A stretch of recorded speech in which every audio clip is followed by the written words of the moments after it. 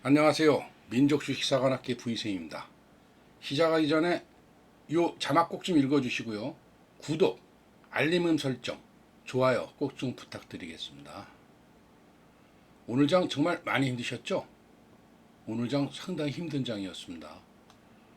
지금 오늘 전체적인 지수가 굉장히 많이 빠졌죠. 우선 먼저 보면은 상승 종목, 하락 종목 수를 보면은 지금 코스피는 상승 종목 124개예요. 하락이 776개. 코스닥은 상승이 234개, 하락이 1341개입니다. 그러니까 지금 전체로 다 본다 하더라도 한 360개 정도 상승하고요. 2100개 정도가 하락을 했어요. 뭐 평균으로 본다 그러면 8대2 이 정도 비율로 지금 하락 종목이 많았고요. 코스피는 2.28포인트 빠졌습니다. 2609. 다행히 이제 2600은 지켰어요. 코스닥은 832, 2.3포인트 빠졌습니다. 제가 말씀드렸던 843 이런 것도 여지없이 깨버렸죠. 사실 지수의 바닥은 지금 의미가 없는지도 모릅니다. 이따가 말씀을 드릴 거예요. 일본도 마찬가지예요. 근데 우리보단 덜하죠. 일본은 그래도 1.94포인트. 일본은 그래도 우리보다 덜합니다. 아무튼 미국이 기침하면 일본이 독감 걸린다 그러면 우린 독감에다가 몸살에다 폐렴까지 알아버려요. 상당히 취약한 그런 나라가 됐습니다. 옛날부터 그랬죠. 된 게 아니고. 자, 이런 상황에서 오늘 투자자별 매매 동향을 보면요. 외인들은 지금 코스피 같은 경우에 그러니까 현물은 별로 매도가 없어. 매도를 했지만 많지는 않죠. 2,700억 정도. 코스닥 1,500 정도 매도를 했어요. 근데 선물에서 지금 1조 3천억을 매도를 쳤어요. 물론 이게 아까 1조 5천억, 6천억 가는 걸 봤었어요. 그러니까 막판에 3천억 정도는 오히려 이제 들어온 거죠. 그래서 1조 3천억 정도로 마무리가 됐습니다. 과연 그러면 이 지수를 우리가 예측할 수 있는 거고, 예측하면 어디까지 빠질 것인가, 어디가 바닥인가, 그리고 지금 어떻게 해야 되는가, 이런 것들을 한번 종합적으로 보겠습니다. 그래서 환율을 볼게요. 이게 지금 연간 확률이에요. 연간 확률. 연간 확률로 보면은요. 지금 얼마나 환율이 안 좋냐면 여기 최고점 환율이 여기 지금 환율이 이때가 얼마입니까? 이때가 한 1,800원이 넘어가고 이럴 때 이게 외환위기였어요. 외환위기. 그렇죠? 외환위기 환율이 여기에 있었습니다. 외환위기. 1,800원이 넘어갔었어요. 외환위기 때. 그렇죠? 외환위기가 여기 있었고요. 그 다음에 한번 크게 빠졌던 게 이게 언제냐면은 저거예요. 금융위기 있잖아. 2009년도. 금융위기. 모기지 이런 미국에. 그 다음에 한번 더 빠졌던 게 언제냐면은 이때는 이때 환율이 어디까지 갔었냐면 한 1,597원, 1,600원까지 갔었고요. 그 다음에 한번 빠진 게 언제냐면은 그 다음에 환율이 빠진 게 저는 이제 코로나 때로 봤었는데 코로나 때가 아닌가 이게 22년이네요. 코로나 때도 환율이 올라갔었는데 코로나 때가 3월 2일이 아닌데 이게 3월 10며칠 날 올라갔었는데 이때 월봉이니까 그렇구나. 월봉이니까 이게 이때 1,300 코로나 때 1,300원 정도네요. 그러니까 지금 1,400원을 오늘 갔었는데요. 1,400원을 넘은 게 외환위기, 그 다음에 금융위기, 그 다음에 작년도에 1,442원까지 갔었습니다. 작년도가 아니네요. 22년 9월달이요. 22년 9월달. 그리고 오늘 1,400원을 또 찍었어요. 이게 만약에 지금 여기까지 간다 그러면 엄청난 문제가 되겠죠. 엄청난 문제가 됩니다. 지금. 자, 환율이 제일 문제예요. 환율을 먼저 보여드리면 환율이 제일 문제라 그래요. 사실은 이제 보면은요. 이 전쟁 때문에 물론 전쟁 때문에 환율에 문제가 생길 수도 있죠. 근데 지금 전쟁이 큰 변수가 되는 게 아니에요. 전쟁이라는 건 변수죠. 그것 때문에 파생이 됐어요. 이스라엘 이란의 전쟁이라는 것 때문에 파생이 됐지만 이스라엘이 지금 이란의 핵 기지를 때린다 이런 말도 있어요. 그럼 큰 전쟁이 되죠. 전면전이 된다 그러면 그건 방법이 없어요. 근데 전면전은 어쨌든 간에 바이든도 지금 선거가 있고 막지 않겠어요. 이스라엘도 진짜 바이든이 시도라서 그럴 일은 없었지만 그런 적이 없었지만 나 이스라엘 같은 편 안 해. 뭐 이렇게까지 나와버리면 좀 전쟁을 하마스하고도 하고 레바논하고도 하고 시리아 그 반군하고도 하고 이란하고 하고 그 많은 전쟁을 감당할 수 있겠어요? 그렇지 않으면 핵시설을 때리고 전면전이 아니면은요. 지금 이란하고 이스라엘 전쟁에서 거기서 어떤 일이 발생하는 게 왜 우리한테 영향을 끼쳐요? 바로 유가가 오르기 때문에 유가가 오른다는 건 미국의 물가가 안 잡힌다는 거잖아요. 그러니까 유가가 오르려면 뭐가 있냐면 최악의 물가가 오르려면요. 이란이 호르무즈 해협을 봉쇄를 해야 돼요. 그러면 거기에 이제 쿠웨이트, 이라크, 이란, 사우디 이렇게 아마 있을 거예요. 그 세계 어떤 그 유가 물동량이 한 5분의 1 정도가 글로 유통이 되는데요. 그게 막혀버리면 뭐 기름값이 뭐 1,130불, 뭐 140불, 150불 가겠죠. 근데 그런 일은 없을 거예요. 지금 유가도 그렇게까지 지금 많이 뛰는 건 아니에요. 지금요. 90불 지금 왔다 갔다 하고 있는데. 그러니까 완전히 전쟁 때문이다. 물론 전쟁이 가져다 줄 큰 전쟁에 대한 두려움 때문에 그럴 수는 있는데 그거보다는 지금 뭐 그게 다 연결이 되긴 된 거죠. 워낙 미국이 강해서 그래요. 미국 달러가. 미국이 강하겠어요. 우리나라 삼성기업이 미국 가서 보조금을 받는다고 우리 좋아하지만 그게 사실 좋아할 일입니까? 미국의 반도체 공장을 일으키면 누구 겁니까? 우리나라 겁니까? 미국 겁니까? 물론 삼성전자 주가가 올라가고 그래서 우리 주식하는 사람들한테 우리나라 게 되겠지만 고용하고 이러는 게 우리나라에서 고용이 아니잖아요. 미국 가서 고용이잖아요. 미국은 그런 식으로 국민국도를 압박을 해서 자기네 갖다 놔요. 그러니까 미국 경제가 나쁘겠어요? 실업률이 떨어지겠어요? 그렇게들 가서 공장 투자하고 공장 짓고 거기서들 생산하는데 미국 경제는 좋은 겁니다. 그러니까 지금 뭐 경착륙, 연착륙 이런 게 아니라 아예 착륙을 안 하고 간대잖아요, 미국은요. 그러니까 지금 금리 인하에 대한 기대감이 막 없어지고 강달러 막 강해지고 미국 채권값은 폭락하고 채권 금리는 올라가고 이러면서 지금 우리 환율이 지금 문제가 되는 거잖아요. 거기다가 이제 우리 환율은 뭐 지금 제가 칼럼을 쭉 읽어보니까 뭐 어느 기사에서는 또 우리 남북 문제, 지정학적 문제까지 언급하는 분들도 계시더라고요. 그러니까 우리나라가 제일 많이 밀리는 거죠. 같은 조건에서는. 지금 어제 환율 문제가 제일 심각하다 이 말씀을 드리려고 여러 가지 말씀을 드렸고요. 지금 하여튼 환율을 막아야 돼요. 그래서 오늘 이제 정부가 이제 구두 개입하겠다라는 걸 구두 개입에 대해서 이제 하셨죠. 구두 개입을 했습니다. 예의주시하겠다 했는데 이 1,300원 1,400원 넘어가면 구두 개입에 대한 실제 개입을 좀 물론 국제사회에서 뭐 그렇게 정부가 개입하는 거 안 된다고 하지만 해야 된다고 생각합니다. 그렇지 않으면 뭐가 돼요, 우리가?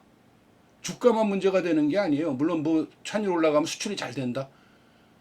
글쎄요, 뭐 자동차 뭐 일부 수출 업종들한테는 좋겠지만 전체적인 우리 물가들 못 잡고요. 전체적으로 물가가 안 잡히잖아요. 삶은 점점 어려워지고 우리 주가도 어둡고 여러 가지가 다 힘들어지는 거죠. 그래서 저는 이 1,400원이 넘어가면 어쨌든 정부에서 어쨌든 간에 강력한 개입이 들어가지 않겠냐. 그래서 지금 제일 중요한 건 환율을 1,400원에 막느냐 안 막느냐가 그 무엇보다도 중요합니다. 이걸 1,400원이 돌파가 되면 어떻게 돼요? 1,400원이 돌파되면 뭐 저기 좀 1,500원, 1,600원 같은 이때가 언제 1,442원까지 갔었어요. 이거 가면 큰일 나죠. 이거 가면 주가 더 떨어집니다. 그래서 주가가 지금 바닥이다 아니냐 이거에 대해서 지금 뭐 단정적으로 얘기하기는 좀 어려워요. 이 환율 때문에. 그러나 바닥의 징후들이 분명히 보인다. 이렇게는 말씀을 드릴 수 있어요. 자, 그걸 지금 말씀을 드리겠습니다. 우리가 뭐 아무런 뭐 희망이 없이 살 수는 없잖아요. 자, 바닥의 징후가 보이는 걸 제가 말씀을 드릴게요. 뭐 보조지표는 보조지표일 뿐이고 또 보조지표도 하나만 봐서 되는 일은 아닙니다. 사실 여러 가지 지표들을 많이 봐야 돼요. 근데 이제 보시면은 이렇게 물구덩이가 나왔죠. 물구덩이. 여기 RSI예요. RSI 30 이하는 이렇게 물구덩이가 생기잖아요. 그렇죠? 이렇게 물구덩이가 생깁니다. 이렇게 보여야지 물구덩이가 생긴 거 알겠죠? 여기도 물구덩이가 있고요. 여기도 물구덩이가 있고 다 물구덩이 보이시죠? 자, 말 그대로 과매도 구간이라는 거죠. 그 다음에 제가 좋아하는 볼린저 밴드가 있어요. 볼린저 밴드가 여기서 지금 그 하한선만 그려놨어요. 이 핑크빛이 볼린저 밴드입니다. 핑크빛의 볼린저 밴드를 조금 두껍게 할까요? 이거 두껍게 하겠습니다. 3포인트 정도로. 자, 요게 이제 볼린저 밴드예요. 자, 지금 한번 제가 왜 이걸 이렇게 했을까요? 과거에 보면 22년부터 한번 볼까요? 이 볼린저 밴드를 벗어나거나 근처에 있으면서 이렇게 과매도 구간이 나오고, 그 다음에 이게 이때 이 반등이 바로 일어나기 전에 1월 27일 날, 22년 1월 27일 날 폭락까지 하고 1월 28일부터 반등이 일어났는데, 반등이 일어나기 전에 마이너스 3.94포인트까지 떨어졌었어요. 그리고 여기서부터 반등을 해서 상승이 나왔습니다. 그렇죠? 여기까지 상승이 나왔잖아요. 그렇죠? 다시 하락하고 상승이 나왔지만요. 그러니까 이렇게 무슨 말씀을 드리려고 그러냐면, 지수가 반등하기 전에 이렇게 폭락이 한번 나온다는 거죠. 볼린저 밴드 밖으로 나가면서 폭락이 한번 나온다는 거죠. 그렇죠? 또 한번 볼까요? 여기서도 마찬가지죠. 이날도 보면은 22년 5월 달에요. 3.8포인트가 마이너스 났어요. 3.8포인트. 그러면서 여기서 과매도 구간이 나왔죠. 그리고 어떻게 됐어요? 다음 날부터 반등을 이렇게 해서 줬어요. 그렇죠? 반등을 줬습니다. 코스닥을 갖고 보는 거예요. 그 다음에 여기 볼까요? 역시 과매도 뭐 여기 아주 크게 나왔죠. 과매도 크게 나왔고요. 과매도가 크게 나왔고요. 이렇게 길게 봐서는 안 되는데, 길게 보면 잘 안 보이니까. 자, 여기 보는 게 여기죠. 어딘가요? 아, 22년 여기 보여드렸죠. 보여드렸어요. 자, 여기도 보면은 이 볼린저 밴드 밖으로 여기 과매도가 좀 약하게 보였으니까 패스하겠습니다.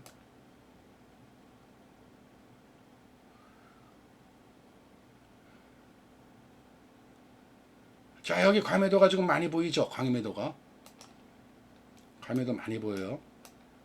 근데 여기서는 이제 과매도가 나오고 볼린저 밴드 밖으로 나왔어요. 나와서 연날이 2.88% 빠지고 다음 날부터 반등 주고 반등 줘서 올라갔었어요.